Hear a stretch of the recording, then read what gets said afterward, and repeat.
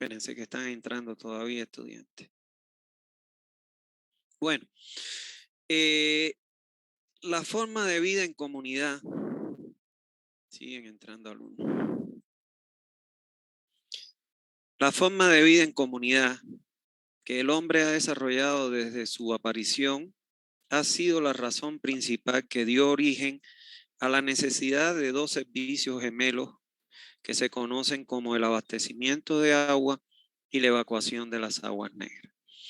Tanto el diseño como la construcción, la operación y el mantenimiento de todas las obras para proporcionar el abastecimiento de agua potable y la eliminación de las aguas negras son problemas que son atendidos por lo que se conoce con el nombre de la ingeniería sanitaria. De ahí el nombre de las dos materias que ustedes reciben en sus carreras, que son Sanitaria 1, relacionada al abastecimiento de agua potable, y Sanitaria 2, que está vinculada con la eliminación de las aguas negras o aguas residuales, como también se le conoce. Siguen entrando. Bien. Vamos a ver cuáles son las obras. No se puede dar clase así. Vamos a ver cuáles son las obras que se necesitan para llevar a cabo el abastecimiento de agua a una población. Bueno, en primer lugar, lo primero que nosotros debemos disponer para abastecer de agua a una población es lo que se conoce con el nombre de fuente de abastecimiento. ¿Qué cosa es una fuente de abastecimiento? Puede ser el agua que se puede encontrar en movimiento estacionaria, ya bien sea en los ríos, los arroyos, las quebradas, las lagunas, los lagos, el acuífero, los embalses de las presas, etc. Si no contamos con una fuente, no tiene sentido diseñar un sistema de distribución de agua, puesto de que si no hay fuente, ¿de dónde le ingresaríamos el agua a ese sistema?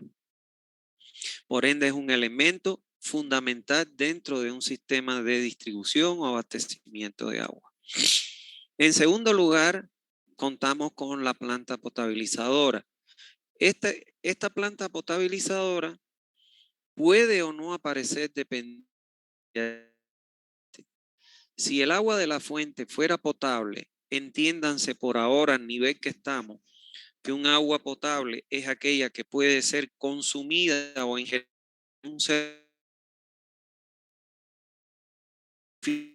a su salud, entonces eso se considera un agua potable. Si el agua no fuera potable, lógicamente que nosotros tenemos que potabilizarla para poder entregarla a la población. Y para ello se somete esta agua de la fuente no potable en una planta potabilizadora para su potabilización. ¿Qué cosa es una planta potabilizadora? Es un espacio físico donde nosotros colocamos una serie de dispositivos o unidades de tratamiento que la función de ella es irle retirando las impurezas que tiene el agua de la agua. ¿Está bien? Ahora bien, como muchas veces la fuente está lejos del núcleo poblacional, entonces hay que buscar un elemento que me lleve el agua desde la fuente hasta el núcleo poblacional que la va a consumir. Entonces, la obra que se construye para ese fin se conoce con el nombre de conductora, que son aquellas grandes tuberías que conducen el agua desde la fuente hasta la red para su distribución a la población. La otra obra que puede aparecer es una estación de bombeo. O sea, muchas veces, por ejemplo, nosotros captamos el agua subterránea, como ocurre en Santa Cruz, donde se capta el agua desde un acuífero a grandes profundidades, mayores a 100 metros, y debemos impulsarla para imprimir, primero para sacarla debajo de la tierra, y segundo para imprimirle la energía necesaria para que llegue con la presión requerida a nivel del usuario que lo establece la norma en vigencia. Entonces, Para ello, muchas veces, cuando el agua es subterránea, o en otros casos en que el agua es superficial, nosotros colocamos una estación de bombeo. Que el objetivo es captar el agua de las grandes profundidades e imprimirle la energía necesaria para que llegue con la presión requerida a nivel del usuario. Ahora, esto ocurre normalmente, se presentan estaciones de bombeo cuando tenemos topografías muy llanas y no se justifica la colocación de un tanque elevado. Caso de ello lo tenemos aquí en Santa Cruz, donde el bombeo se realiza directo del acuífero a la red. El otro elemento son los tanques de almacenamiento, que estos pueden ser elevados o apoyados sobre el terreno, dependiendo de las condiciones topográficas. Siempre que se pueda en un sistema de distribución, lo ideal es contar con un tanque de almacenamiento para poder entregar el agua por gravedad a la red y disminuir las horas de bombeo y, por supuesto, el costo de la factura que le vamos a pasar a los usuarios. Estos tanques se colocan para que se llenen en las horas de baja demanda para poder satisfacer por gravedad los volúmenes requeridos en las horas de alto consumo o de alta demanda. Finalmente, el agua que viene de la fuente pasando por la planta, por la conductora, y ya bien sea entregada a través de una estación de bombeo o a través de un tanque elevado, finalmente esa agua es conducida a una red de distribución. ¿Qué cosa es una red de distribución? Es el conjunto de tuberías que pasan por todas las calles donde al menos exista un usuario para que de ella se saque a través de una cometida el agua que se le ingresa a cada usuario, siendo los posibles usuarios los domicilios, los comercios, las industrias y las instituciones. ¿Está bien? Entonces, esas son las obras que se requieren para un sistema de distribución. Ahora bien, en esta figura que vemos acá, o en esta imagen, se presenta la secuencia de obras necesarias tanto para el abastecimiento de agua como para la eliminación de las aguas negras a través de lo que se denomina las fases del ciclo urbano del agua. Como podemos ver en esta figura, ¿dónde comienza este ciclo? Bueno, comienza con la captación del agua, lógicamente de una fuente, para que sea conducida hasta una planta potabilizadora de agua, donde ahí se le retiran las impurezas para transformar un agua no potable de una fuente en un agua potable lista para la distribución y el consumo humano. Ahora, de la planta podemos entregar, ya sea por gravedad a través de un tanque elevado o por bombeo directo, a un sistema de tuberías que pasan por todas las calles que me permiten llevar a cabo la distribución del agua a cada uno de los usuarios, y eso es lo que se conoce como red de distribución. Ahora, hasta esta fase, hasta la cometida que entregue el agua en el domicilio, y válgase decir la cometida hasta el reloj o el medidor que nosotros colocamos, ya sea fuera del domicilio o en el jardín, pues hasta ahí llega lo que nosotros vamos a estudiar en este semestre y en esta materia, que es todo lo relativo a la distribución o abastecimiento del agua potable. Ahora bien, continuando con el ciclo, el agua que nosotros entregamos potable a los usuarios, ya sean comercios, industrias, domicilios e instituciones, el uso que le da el hombre en esos espacios, vamos a poner el ejemplo de un domicilio, el uso que nosotros le damos tanto en el lavadero cuando lavamos la ropa, en el lavaplato cuando lavamos los platos, el uso que le damos en los baños, en las duchas o en el lavamanos o cuando lavamos los inodoros, esa agua que fue potable hasta que nosotros le dimos un uso, se pierde a través de un tragante y esa agua que se pierde a través del tragante, obviamente que es un agua negra o un agua residual contaminada, altamente contaminada. Entonces, esas aguas, a través de una cometida de un desagüe sanitario, son entregados a un sistema de tuberías que pasan por todas las calles, donde al menos hay un usuario que se conoce con el nombre de red de alcantarillado sanitario. Esta red es la encargada de recolectar las aguas residuales de cada uno de los usuarios y transportarla a lo que se conoce como una planta de tratamiento de aguas residuales o una planta depuradora. El objetivo que tiene esta planta es, mediante una serie de dispositivos que se colocan de tratamiento, ir eliminando las impurezas que la hacen un agua altamente contaminada, para finalmente obtener un efluente que cumpla con la norma en vigencia en el país. En el caso de Bolivia es la ley 1333 de medio ambiente, para su vertido en un cuerpo receptor. O sea, el efluente que sale de la planta puede tener varios usos. Uno de ellos lo podemos llevar ¿para qué? Para poder regar plantas de tallo alto. Y otro de ellos, se puede devolver este efluente tratado de la planta al cuerpo receptor. Entonces, en este momento, cuando es de vuelta al cuerpo receptor, es que nosotros cerramos el ciclo urbano del agua, como se le conoce. Ahora les voy a poner un video donde otra persona le va a dar una explicación muy similar a la que yo le he dado, pero bueno, para que ustedes vean cómo se desarrolla este ciclo explicado por otra persona. Disfrútenlo.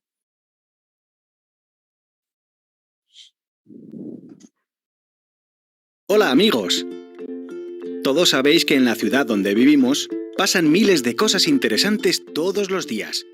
Pero quizás lo que no sabéis es que la mayoría de ellas ocurren gracias al agua. Además, es importante contaros que vivimos en una de las zonas más secas de España, ya que llueve muy poco. Ahora sí estamos listos para empezar. Hoy aprenderemos mucho sobre el agua y el cuidado del medio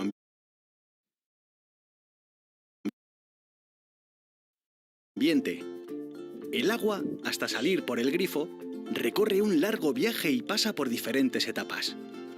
Al conjunto de todas ellas lo llamamos ciclo urbano del agua.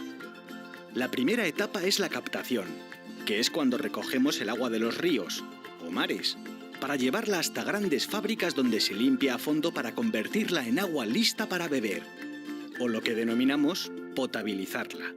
Una vez limpia, se distribuye a través de enormes tuberías situadas bajo el suelo, hasta los miles de hogares, colegios, restaurantes, fábricas.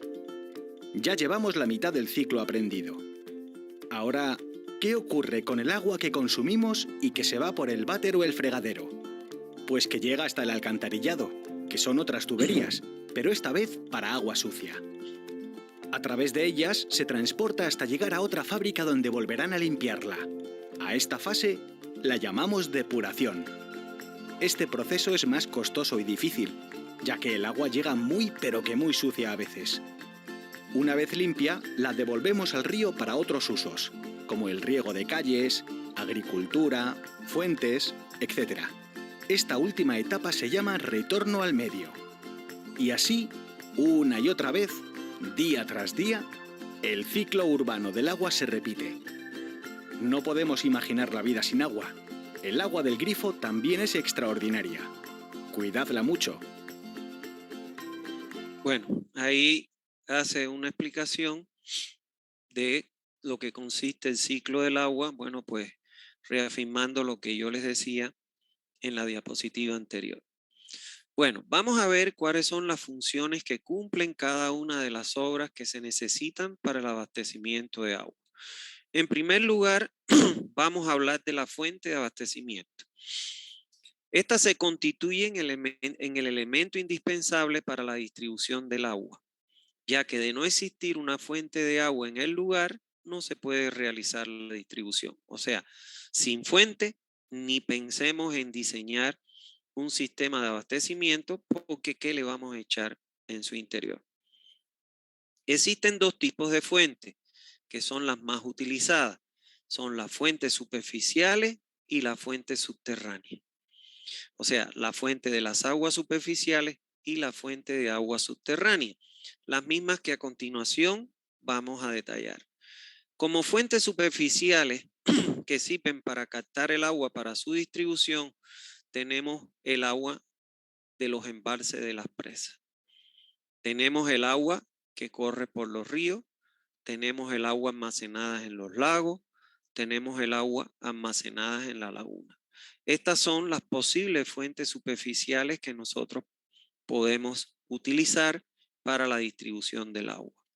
Ahora bien, como fuente subterránea, tenemos que, lógicamente, el agua que llueve escurre a través de escurrimientos superficiales que, lógicamente, cuando encuentran estratos permeables, estas aguas se infiltran en el terreno, almacenándose en el subsuelo, producto de encontrarse con estratos impermeables, generalmente estratos rocosos, y ahí se almacenan estas aguas que en un momento fueron superficial para pasar a ser agua subterránea, en los denominados acuíferos.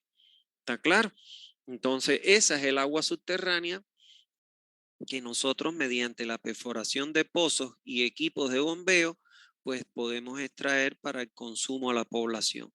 Ese es el caso de Santa Cruz. Santa Cruz es una ciudad, pero realmente privilegiada, donde la ciudad se encuentra encima del acuífero, de un acuífero que consta de tres estratos. Un estrato que se clasifica a una profundidad entre el nivel del terreno, entre 0 y 100 metros de profundidad. Un segundo estrato que está comprendido entre los 100 y los 400 metros de profundidad.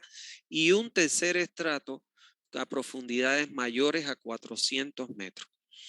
Es algo que es este acuífero es alimentado lógicamente por los dos ríos que contornean la ciudad, que son el río Piraí y el río Grande. Son las fuentes de alimentación del acuífero de la ciudad.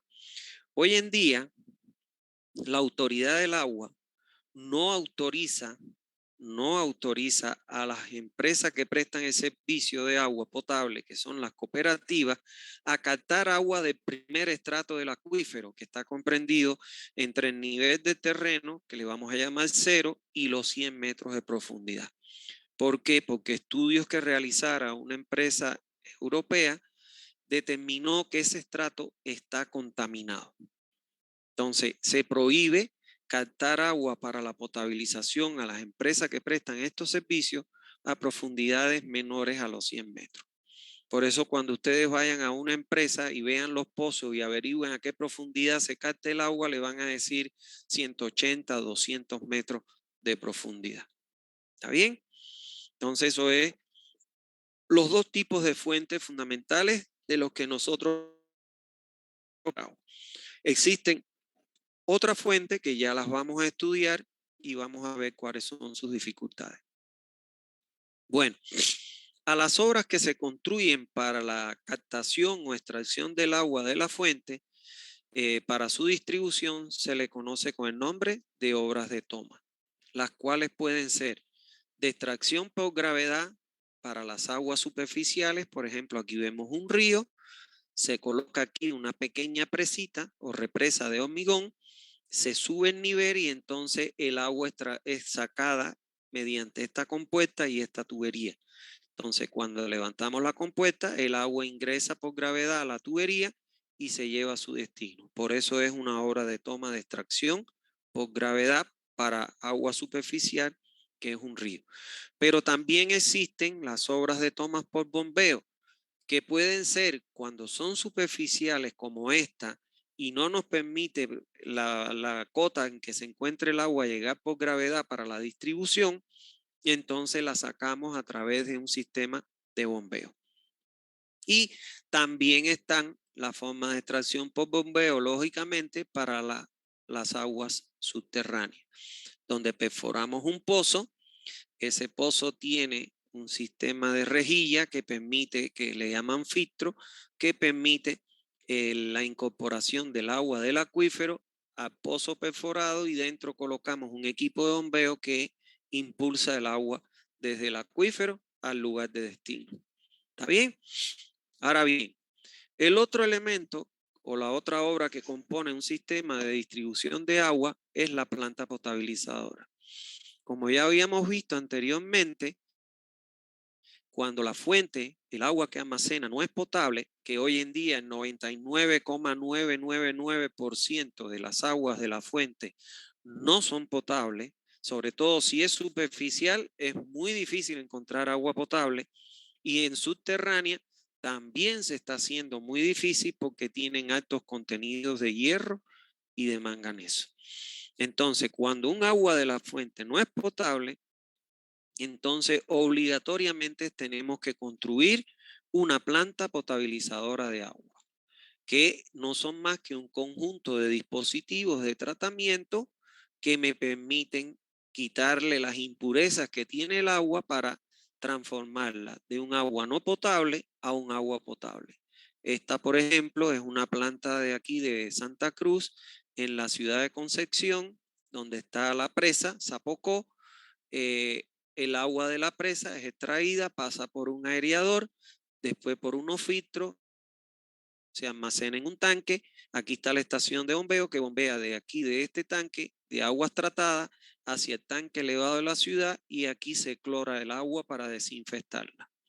Esta es una planta potabilizadora de agua.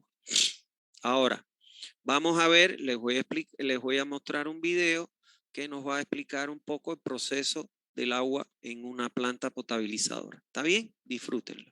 Perdón.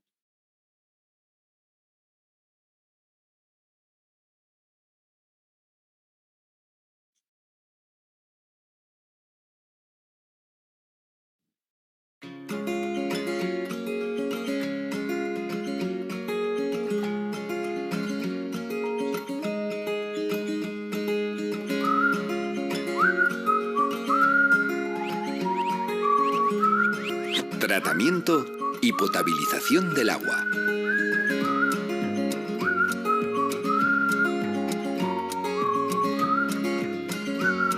El agua que tomamos del río, del lago o de los acuíferos es llevada a la planta potabilizadora. Lo primero que se hace es un filtrado para retirar los fragmentos sólidos de gran tamaño que se ven y añadir un poco de cloro para desinfectar. Se añaden una serie de productos químicos para convertir los sólidos en copos llamados flóculos. Estos copos se agregan entre sí, dando lugar a partículas de mayor tamaño que facilitan el proceso de tratamiento siguiente. Después, por la acción de la gravedad, los copos caen al fondo del depósito y son separados del resto del agua. Una vez clarificada el agua, la hacemos pasar por unos filtros de arena que retienen las partículas que aún pudieran quedar para que el agua quede incolora, como debe ser. Volvemos a añadir cloro. Así se consigue que el agua tampoco se estropee por el camino. Tras unos controles constantes y exhaustivos para el consumo, se distribuye en perfecto estado por una inmensa red de tuberías a los hogares, comercios e industrias para su uso.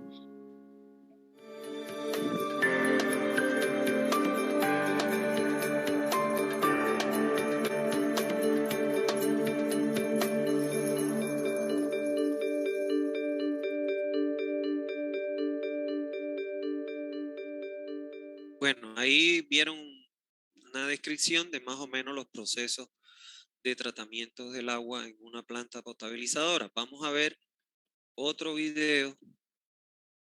No es el mismo, creo. Sí, es el mismo. Entonces, ahí ya vemos las funciones que tiene la planta potabilizadora.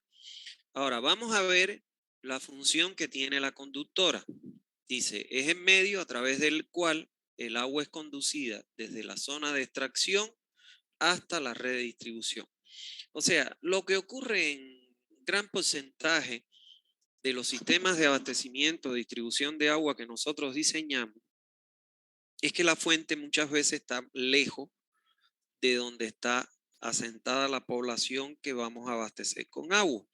Entonces, para llevar el agua desde la fuente o desde la planta hasta el núcleo poblacional, lógicamente que tenemos que crear un sistema de conducción. Ese sistema de conducción se conoce con el nombre de conductora. Las conductoras pueden ser de tuberías, como esta que vemos acá. Fíjense, es una conductora de tuberías. Pueden ser túneles, como vemos aquí, o pueden ser canales, pero cerrados. O sea, esto es un canal y yo le coloco siempre una tapa. Los canales tienen que ser tapados. ¿Por qué? Pues si yo voy a conducir un agua que la he hecho pasar por una planta potabilizadora a través de un canal abierto, no tapado, entonces lógicamente que se puede contaminar de mí. Por eso es que siempre las conductoras tipo canales tienen que ser tapados o cerrados. ¿Está bien? Bueno, la estación de bombeo. Las estaciones de bombeo, esta es una instalación que nos permite llevar el agua, ya bien sea, vamos a suponer, de un acuífero directo a un tanque elevado para su entrega por gravedad, o permiten entregar directamente el agua a la red, como es esta estación que estamos viendo acá. Aquí vemos, por ejemplo, esta sería la tubería de impulsión de la bomba que está sacando el agua del pozo, del acuífero, y entonces la está entregando a un tanque. ¿Para qué? Para su entrega por gravedad a la red.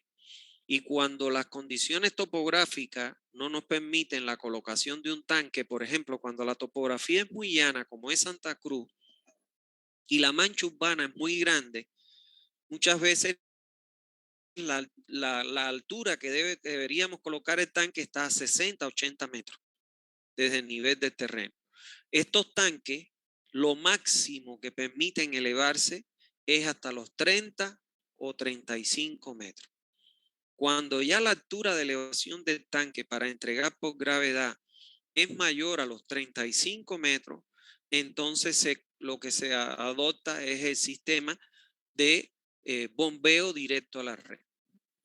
Ya entonces la carga, en vez de dármela el tanque, me la da un equipo de bombeo. ¿Está bien? Entonces, esa es las dos formas, o sea, las dos formas en que podemos nosotros usar una estación de bombeo. El otro elemento, la otra obra que puede componer un sistema de distribución es el tanque de almacenamiento. Como yo les decía anteriormente, siempre que sea posible, lo ideal en un sistema de distribución es contar con un tanque de almacenamiento. Supongamos que sacamos el agua del acuífero. No es lo mismo entregar el agua a un tanque que entregar el agua directo por bombeo a la red. Si yo entregar el agua directo por bombeo a la red, ¿qué va a pasar? Voy a tener que prácticamente bombear las 24 horas, porque si apago la bomba, se corta el servicio a la red. Entonces, ahí tengo un consumo de energía eléctrica de prácticamente 24 horas. Sin embargo, si yo en vez de bombear directo, bombeo a un tanque elevado para entregar por gravedad, entonces las horas de bombeo se reducen a un tercio o un cuarto de las horas de bombeo por bombeo directo. ¿Por qué? Porque esta bomba llenaría el tanque. Cuando se llene el tanque, se apaga la bomba y entonces mientras el tanque tenga la capacidad, va a entregar el agua por gravedad y ya cuando llegue a un nivel mínimo se vuelve a activar la bomba.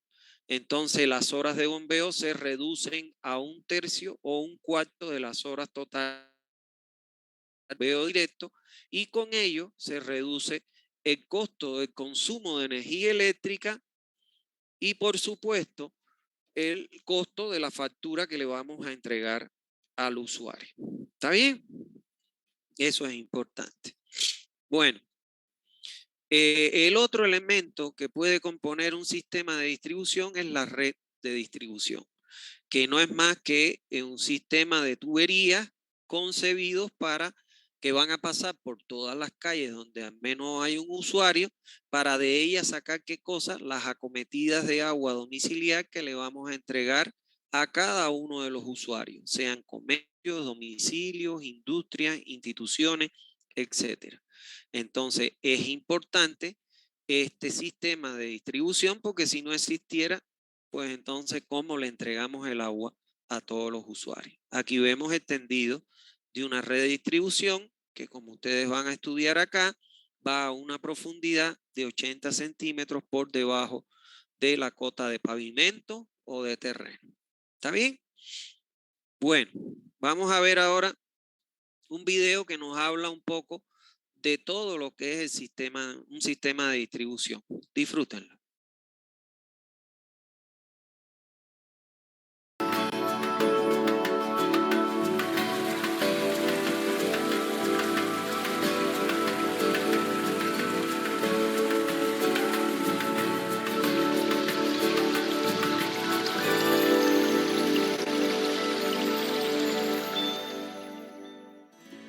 Abrir la llave y que de ella brote agua potable es muy fácil. Sin embargo, detrás de esto existe un proceso que pocos nos imaginamos y conocemos. Todo inicia en las profundidades de la montaña.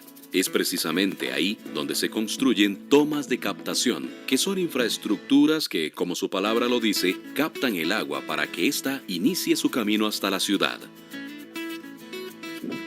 Una vez que el agua es capturada en lo profundo de la montaña, esta es transportada a través de tuberías de conducción a sitios donde es almacenada. Sin embargo, antes de hablar de dónde y cómo se almacena el agua, es importante que conozcamos que no siempre el agua que llega hasta nuestros hogares proviene de la montaña. El crecimiento poblacional y la disminución de la producción de las fuentes superficiales cada vez más obligan a perforar pozos. Los pozos son hoyos taladrados en la tierra que alcanzan una fuente de agua como es un acuífero. Ahora bien, retomando el recorrido que hace el agua para llegar a la ciudad, debemos conocer que, independientemente de dónde se tome, esta debe ser tratada para que sea apta para el consumo humano. ESPH, por ejemplo, utiliza 3 tipos de 1. Clorogas, 2. Pastillas de cloro, 3. Hipoclorito de sodio.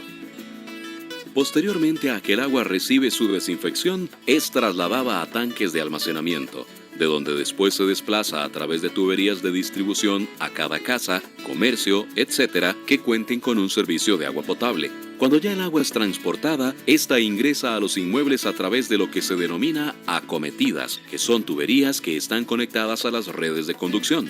Para el ingreso del agua a los hogares y comercios, se coloca un medidor, el cual se instala generalmente en las aceras ubicadas frente a los inmuebles, con el fin de medir la cantidad exacta de metros cúbicos de agua potable que se consumen en este. Una vez ahí, el agua inicia su recorrido por medio de las instalaciones internas.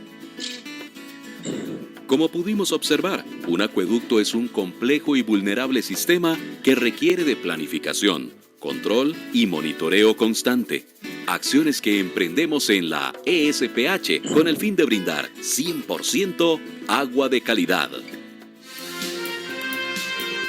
Somos ESPH. Aquí les quiero aclarar algo.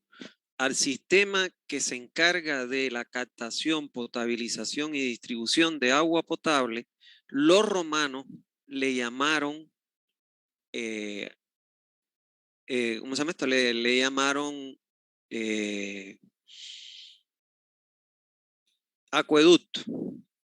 O sea, el sistema que se encarga de la captación, potabilización y distribución de agua potable a una población, los romanos le denominaron como acueducto. Por eso es que el hombre dice que SPH tiene un acueducto, o sea, que maneja un acueducto, un sistema de distribución de agua. Ahora, a lo que es la captación de aguas residuales, tratamiento en una planta de tratamiento de aguas residuales y la entrega a un cuerpo receptor por un emisario, los romanos le llamaron alcantarillado. Por eso cuando usted visita, por ejemplo, si va a la ciudad de La Habana, ahí usted va a ver que la empresa que se encarga de lo que es la distribución de agua potable y la recolección de aguas negras se llama Empresa de Acueducto y Alcantarillado de la ciudad de La Habana. Cuando ustedes vean esos dos términos, empresa de acueducto significa que se encarga de todo lo que es la captación, potabilización y distribución de agua. Y cuando vean el término alcantarillado, y significa que se encarga de la recolección de las aguas residuales, tratamiento en una planta y su disposición mediante un emisario en un cuerpo receptor. ¿Está bien? Para que entiendan esos términos. Bueno, vamos a ver ahora cuáles son las necesidades de agua que tenemos nosotros, los hombres civilizados, que tienen ustedes, que tengo yo, que tenemos todos los hombres civilizados. Bueno, dentro de las necesidades de agua que tienen los hombres civilizados, tenemos necesidades personales, necesidades comunales, necesidades agrícolas y necesidades industriales.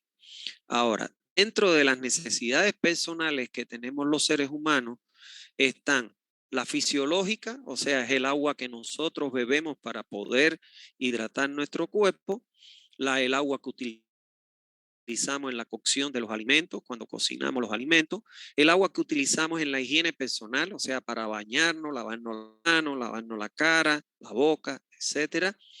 El agua que utilizamos en la higiene de la vivienda, cuando limpiamos los pisos, etcétera.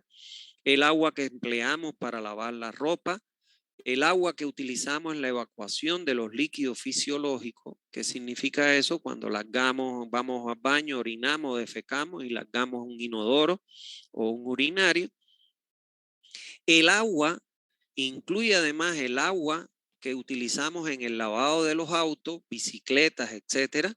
O sea, también el agua que nosotros tenemos que entregar a la red a una persona es para también con fines de uso de lavar su auto.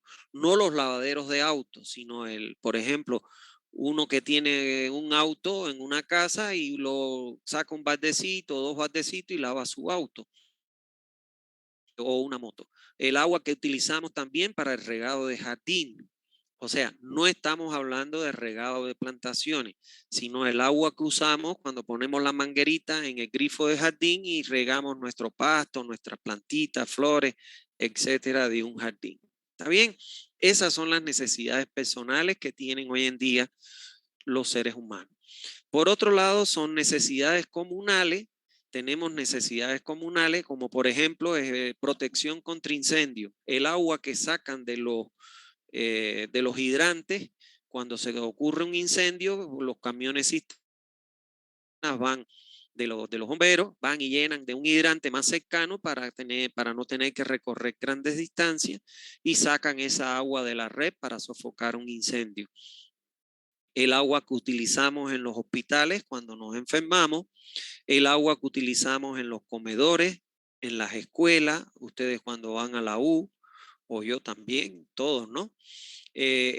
Utilizamos que se utiliza en un restaurante cuando vamos a comer, en las lavanderías para lavar la ropa, el agua que se utiliza en la limpieza de las calles, cuando termina el carnaval, bueno, pues las calles, las plazuelas quedan sucias y con esa agua es una necesidad comunal, se limpian todas esas calles o esas plazuelas. El agua que se utiliza en las fuentes, no sé, las fuentes ornamentales que hay en la ciudad y en los parques, y además el agua que se utiliza con fines recreacional, por ejemplo, en los parques acuáticos, etcétera. Aquí no hay, pero sí, bueno, sí hay parques como es el Calomay, antes estaba que estaba aquí en la Avance, pero bueno, esa es esa agua con fines recreacionales. También tenemos, el hombre tiene necesidades de agua desde el punto de vista agrícola, o sea, para abastecer de agua a los animales de los cuales nos alimentamos y para el riego, por ejemplo, de jardinerías, hortalizas o frutos, etcétera, también para la alimentación. Estas no se están contempladas, sean entregadas en la red de distribución, pero es una necesidad del hombre actual. Por otro es el agua que se utiliza en las industrias, como por ejemplo el agua incorporada en los productos industriales, por ejemplo en las bebidas alcohólicas o no alcohólicas, ellas llevan agua. Entonces esa es una necesidad industrial. El agua que se utiliza para transporte de material. Por ejemplo, aquí vemos que aprovechan un río y ese río, a través de ese río, transportan troncas para evitar tener que transportarlas en camiones y lógicamente incrementar los gastos. Aquí se aprovecha el agua fluvial para poder hacer transporte de materiales. El agua que se utiliza para generar energía, por ejemplo, esta presa es la presa Itaipú. Esta es la presa Itaipú, que está en el Brasil, que es una de las presas más grandes hidroeléctricas, una central hidroeléctrica más grande que hay en el mundo. Está en Foz de Iguazú. Yo tuve la oportunidad de visitarla, fui a Fox porque me interesaba ver la presa. Realmente, cuando tengan la posibilidad, se los recomiendo. Es impresionante, más allá de ver las cataratas, pero es muy importante. Uno hace un tour que lo pasan por todo, por el interior de la presa, por todo. Muy lindo es el tour. Y además tenemos el agua que se utiliza en sistemas de refrigeración, por ejemplo, en la, en las termoeléctricas, o también el agua que se utiliza para el lavado de los alimentos, para su envasado y lógicamente su distribución a la población. Entonces, todo esto es el uso del agua por parte de los hombres o los seres civilizados en la actualmente. Resumiendo, ¿cuáles son las necesidades de agua que tiene el hombre civilizado? Personales, comunales, agrícolas e industriales. ¿Está bien? Bueno, vamos entonces a ver en este punto 4 una breve reseña histórica sobre el desarrollo de los acueductos. Entiéndanse, o ya deben ustedes entender, que acueducto fue el nombre que le dieron los romanos para el abastecimiento de agua. O sea, todo el acueducto tiene que ver, es una palabra que reúne todo lo que es la captación, la potabilización y la distribución de agua a los consumidores de una ciudad, que pueden ser los domicilios, los comercios, las industrias o las instituciones.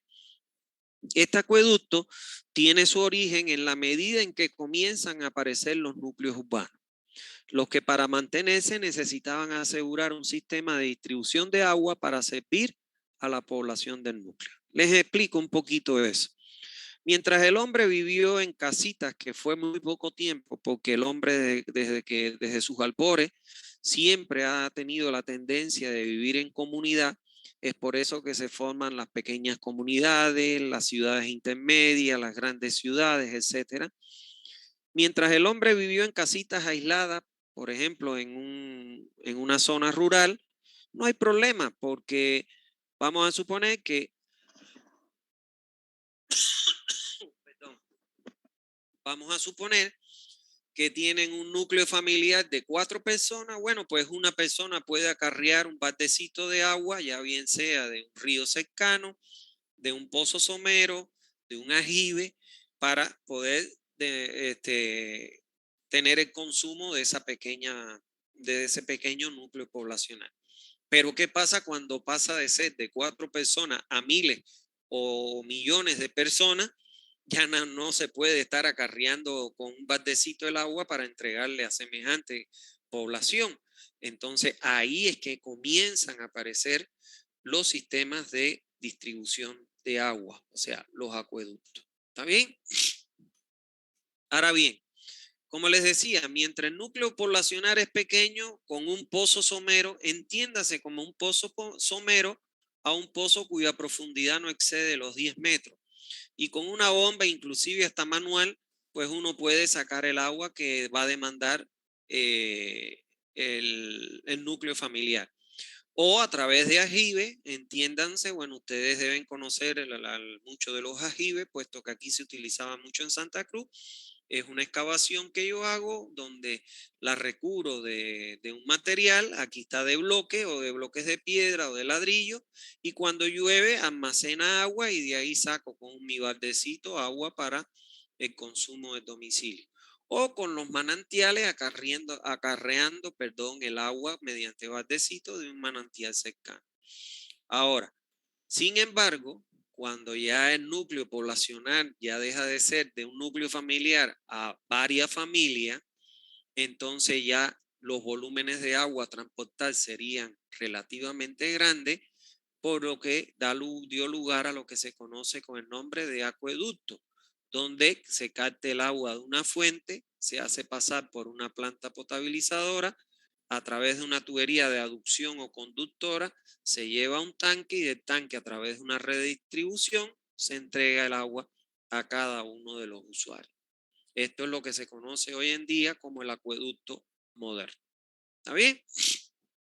Ahora, las primeras obras de acueductos que se reconocen en la bibliografía especializada son las ejecutadas durante el establecimiento de la ciudad de Roma.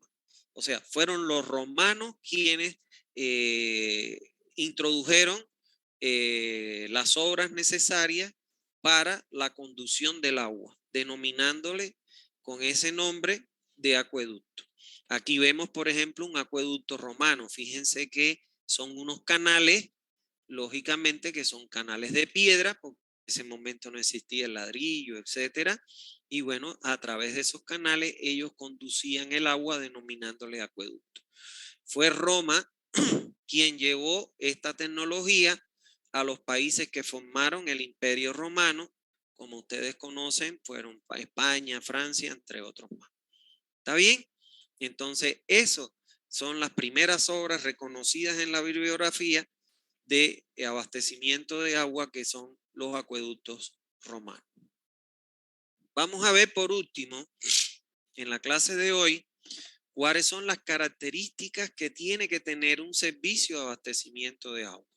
O sea, cuáles son las características que obligatoriamente debe cumplir los sistemas de distribución de agua que nosotros hoy en día diseñamos y construimos para dotar de agua a la población.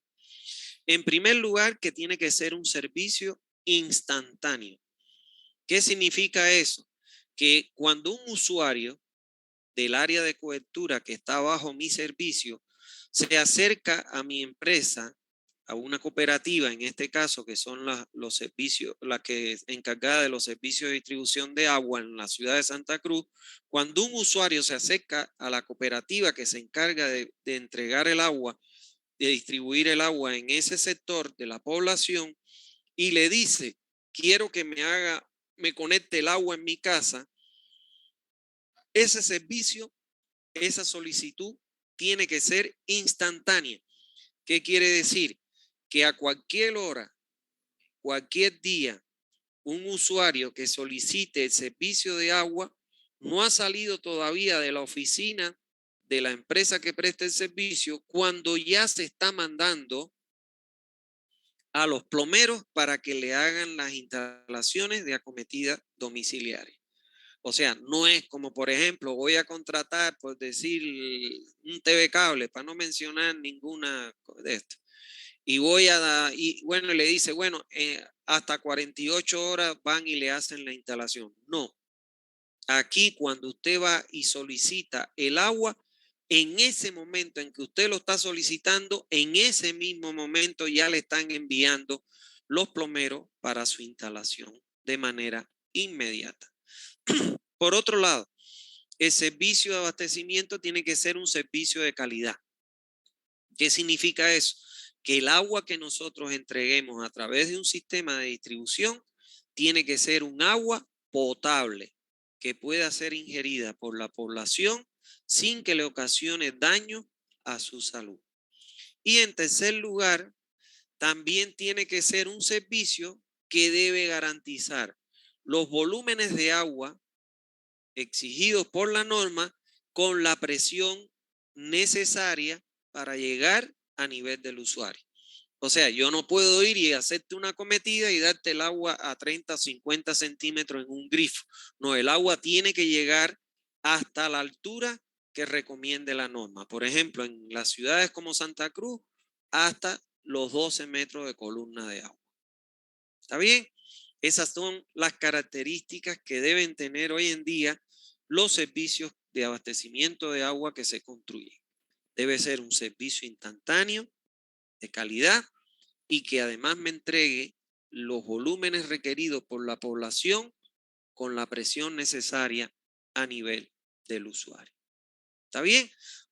Entonces, hasta ahí vamos a dejarlo, que es lo que estaba concebido o contemplado para esta clase. ¿Está bien? Entonces, cualquier duda que tengan, estoy en la disposición de contestarse. Los escucho. Las dudas.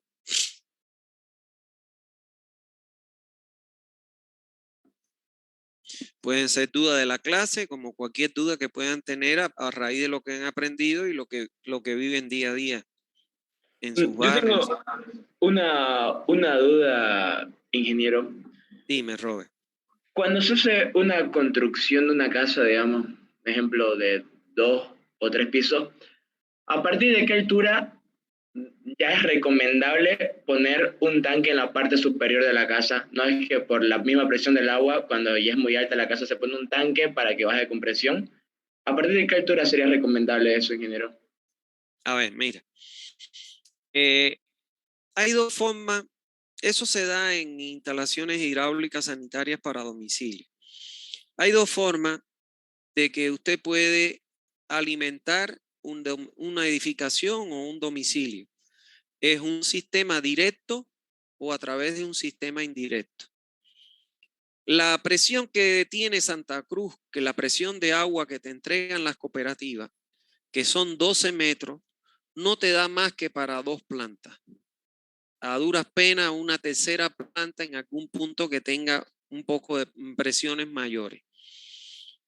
Hasta 3 plantas. Normalmente, la presión mínima que recomienda la bibliografía especializada es 14 metros para que te dé hasta un cuarto nivel. ¿Está claro? Una cuarta planta. Cuando la presión de la red, usted saca la cometida y es suficiente para llegar hasta una cuarta planta, eso se conoce con el nombre de un sistema directo de distribución de agua, porque usted está distribuyendo el agua de forma directa a partir de la presión que tiene la red. Ahora, cuando usted construye ya 4 plantas o más, ya usted tiene que acudir a un sistema indirecto. ¿Qué significa eso? Ya la presión, imagínese un edificio de 7 plantas o de 10 o de 20 plantas. Ya la presión de la red no es suficiente para alimentar los puntos de consumo en plantas superiores a las 4 plantas. Entonces, en esos casos, usted tiene que construir una cisterna en la parte inferior de la edificación y mediante un equipo de bombeo elevar el agua a un tanque elevado para de ese tanque elevado que está en la cubierta del edificio entregar por gravedad a la edificación. Entonces, eso es lo que te puedo decir. Santa Cruz, por los 12 metros que da, máximo hasta una tercera, torre ventar en un lugar con buena presión, hasta 4 plantas, pero no más de 3. ¿Me entendiste? Sí, sí, ingeniero, entendí. Muchas gracias. No, por nada. ¿Alguna otra duda que tengan, porfa?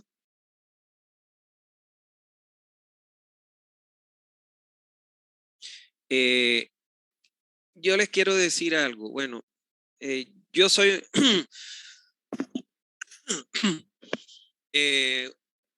a mí la universidad me contrata para que yo les enseñe, para que yo les dé clase y les enseñe, y me paga para eso. Entonces, no tengan miedo, no tengan vergüenza, no se inhiben en preguntarme dudas, yo se las aclaro todas, para eso a mí me pagan. ¿Está claro? Entonces, no sé, porque puede ser que tengan experiencia con otros profesores que se molesten porque le pregunten dudas. No es en este caso, en mi caso, ¿no? Yo estoy claro para lo que me paga la universidad y cuáles son mis funciones. Entonces, igual el hecho de que me pregunten un disparate, yo también fui estudiante, igual que usted, y pregunté miles de disparates también. Yo eso no los marca para nada. Ustedes están en un proceso de aprendizaje y lógicamente no tienen por qué saber. Ahora es que están comenzando a aprender sobre el tema que estamos tratando. Entonces, que eso no los inhiba o que no lo frene a la hora de preguntar alguna duda. ¿Está bien?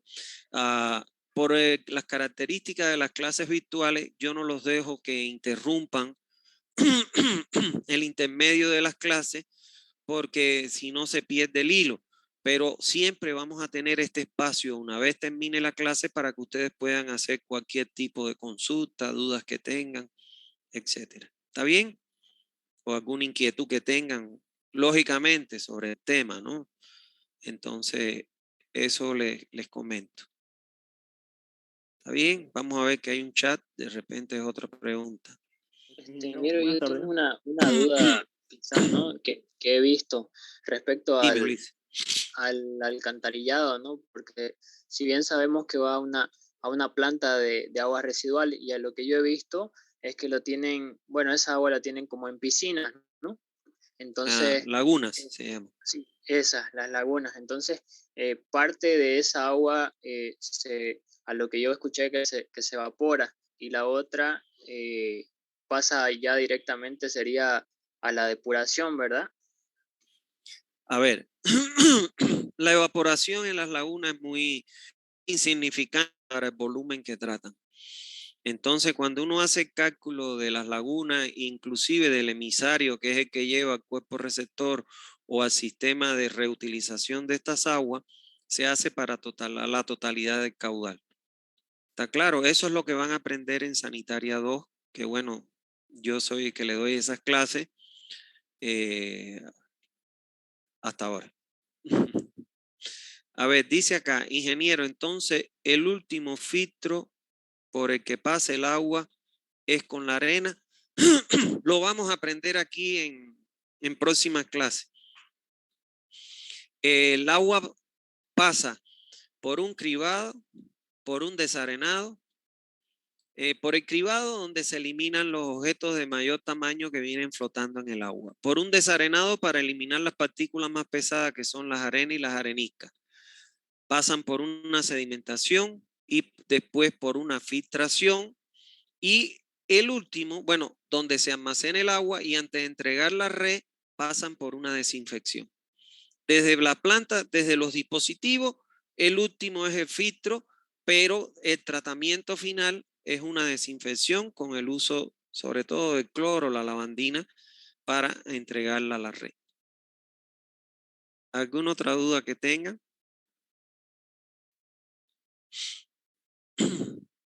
Tenía una consulta. Sí, David. A la hora de cuando se hace el tratamiento del agua, ¿el tratamiento que se le hace es el adecuado? Porque en algunas he visto que viene con exceso de cloro, ¿no? Bueno, en mi caso una vez vi que vino con cloro y me dijeron que tenía que largarlo bastante para que desapareciera, ¿no? Pero me daba curiosidad el por qué se daba. No, lo lógico es que el tratamiento con que debe venir el agua es el adecuado. No todas las aguas tienen la misma calidad. Hay aguas de menor calidad y aguas de mejor calidad, aunque a lo mejor no son potables. Lógicamente, un agua de peor calidad es un agua que requiere más dispositivos de tratamiento que un agua de menor calidad. Entonces, uno selecciona las unidades de tratamiento en función a los contaminantes o las impurezas que tiene esa agua. Cuando un agua venga con exceso de cloro, que usted lo identifica por el olor a cloro o el sabor a cloro, yo les recomiendo no la beban y vayan directo a la empresa que les preste el servicio, a una oficina que se llama Odeco, y háganle saber que el agua que está llegando a su domicilio huele y sabe a cloro. ¿Por qué les digo eso?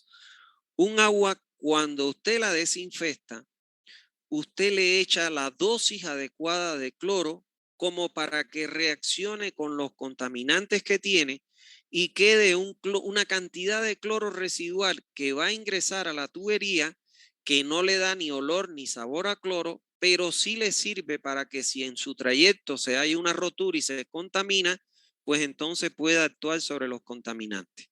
¿Está claro? ¿Por qué no se le, cuando un agua huele y sabe a cloro, es porque le han echado más cloro que la que por encima de un punto que se llama el punto de quiebre. Eso lo vamos a aprender acá. Y cuando nosotros le echamos más cloro que la que demanda el agua, entonces ahí pueden aparecer los trialometanos.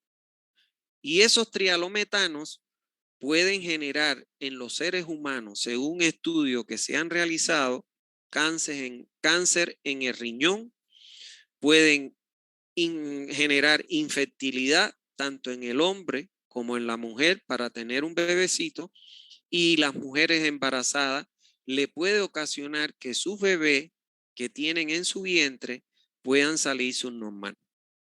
Entonces, fíjense ustedes la importancia que tiene el poder aprender esta asignatura, el poder aprender todo lo que se le va a enseñar acá, porque si algún día ustedes son gerentes de estas empresas, la salud de la población depende de el conocimiento y de la buena actuación que tenga usted como profesional. ¿Está bien? Gracias, ingeniero. Bueno, ¿alguna otra duda que tenga?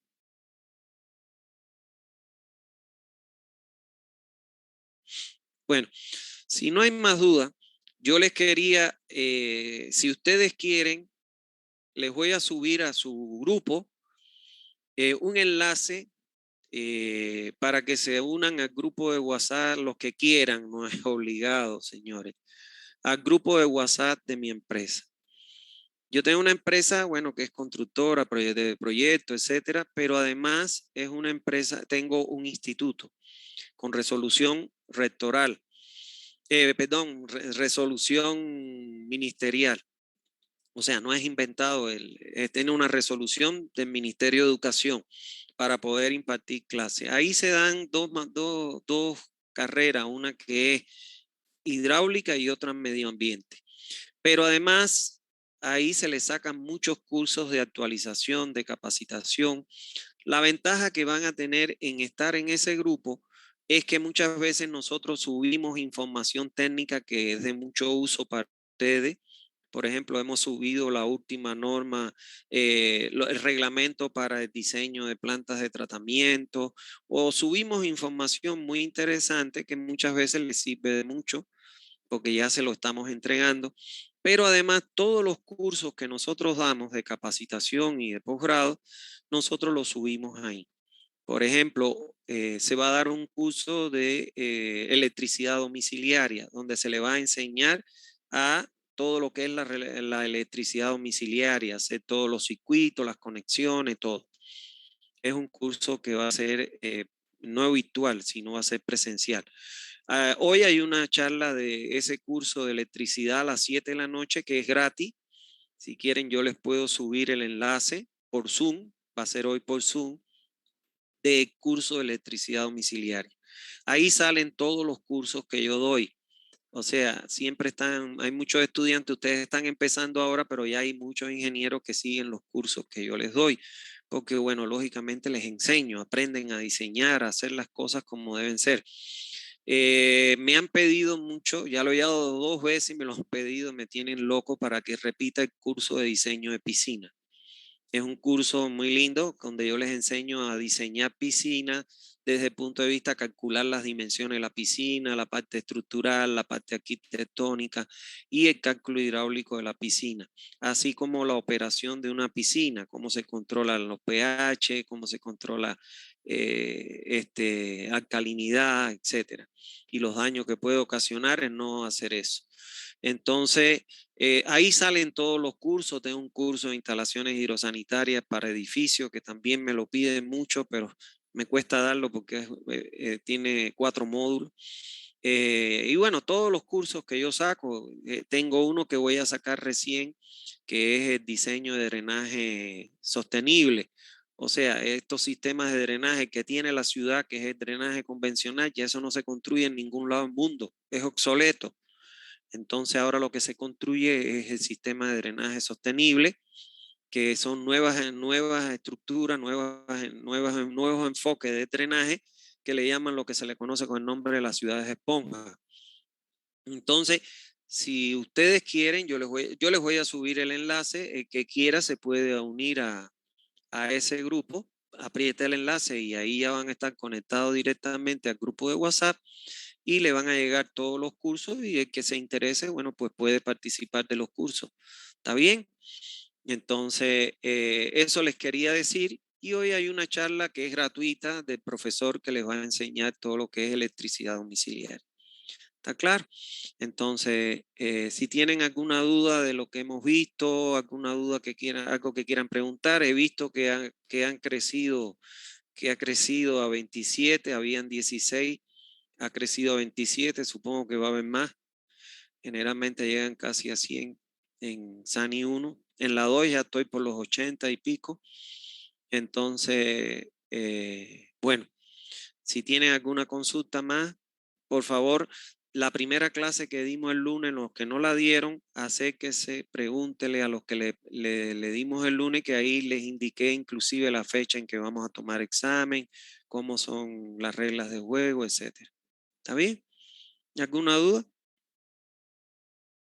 Y el libro, les mandé la ubicación de dónde pueden comprarlo en mi empresa. Les mandé la ubicación al grupo. Entran ahí y bueno, pueden ir a comprarlo a la empresa de 8 a 12 y de 2 hasta la tarde. Está abierto, ahí hay una secretaria y la chica le va a dar el libro, le va a vender el libro. ¿Está bien? Ingeniero, disculpe, una consultita. Sí, Creo que Mario. no había hecho fecha de exámenes, pero sí más o menos en qué periodo del avance, de acuerdo al avance de temas, sí vamos a dar los exámenes. Pero la Sí. fecha todavía creo que no me lo había hecho. No. La fecha la vamos a programar. Como ustedes saben que esta universidad es volátil. Les puedo decir, por ejemplo, que ayer salió una resolución de todas las asociaciones de docentes de hacer un paro y que no se siga dando clase. Inclusive, bueno, yo iba a parar hoy, pero fui a ver al de la Asociación de Tecnología, al ingeniero tercero, y cuando me dice la chica, no está dando clase, dije, bueno, entonces yo también voy a dar clase. Si es dar clase, voy a dar. Pero ustedes saben que aquí se para la universidad con una facilidad, entonces fijar fecha no tiene sentido. Lo que sí les dije es, terminando la unidad 5, tomamos primer parcial. Si más no me equivoco, terminando la unidad 7, tomamos segundo parcial. Y cuando terminemos la unidad 11 o 10, 11 creo, tomamos el examen final. Una consultita, ingeniero. Más o Sí. menos cada unidad, ¿cuántas clases nos lleva? Para más o menos ir viendo. Deben ser depende. Deben estar entre 6 y 7 clases, depende. Por unidad. Por unidad, sí. Listo. Gracias. Ya. ¿Alguna otra duda? Bueno, si no hay más dudas, sí, me iba a preguntar José.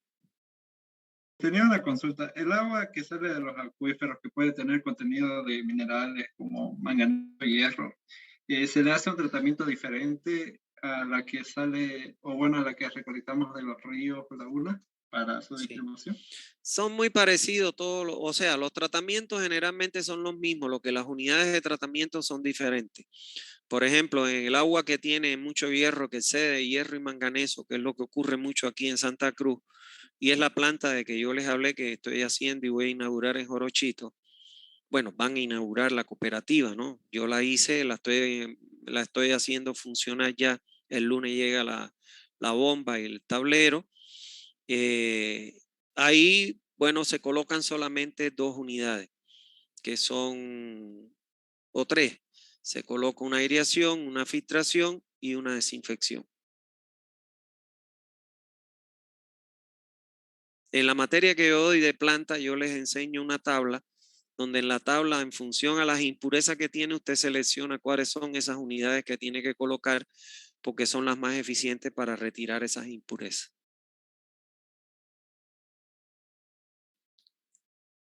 ¿Alguna otra duda?